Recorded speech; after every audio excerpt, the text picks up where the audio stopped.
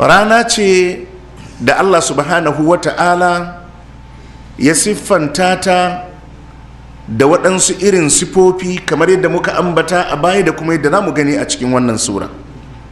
Waɗansu sifofin maimaita su ake yi saboda a dasa su a cikin zukatan bayi.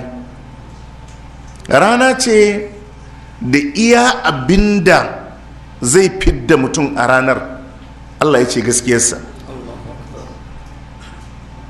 Hadha yawmu yanfa'u sadiqina sidquhum.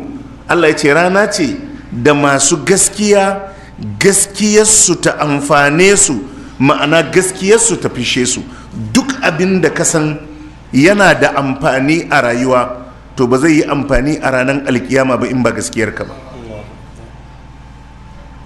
ɗa baya amfani, mahaifi baya amfani, mahaifiya ba ta amfani. Yawma la yanfa'u malun wala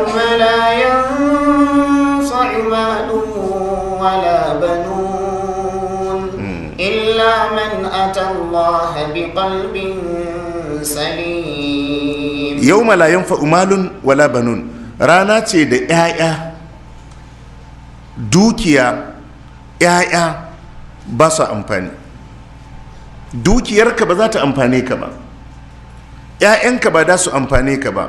Me zai yi amfani? Allah ce illa man atallaha bi qalbin salim, sai wanda ya je ma Allah da zuciya wankakkiya mai kubutacciyar zuciya, wadda cikin zuciyarsa ba shirka, zuciyarsa ba kafirci, zuciyarsa ba bid'a, zuciyarsa ba mugunta ba keta, zuciyarsa ba hasada ba kyashi. Illa man atallaha bi qalbin salim. Sannan wadda ya tsayu akan gaskiya, ya tsayu akan turba ta gaskiya.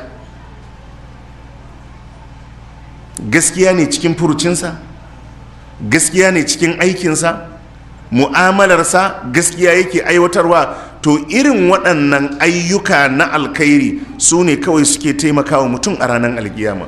Amma duk abinda ba su ba to ba zai taimake ka ba. To tunda kowane musulmi yana so ya yi guziri na wannan ranar, to ubangiji sai kirga maka irin abubuwan da su ne da su amfanar a wannan ranar.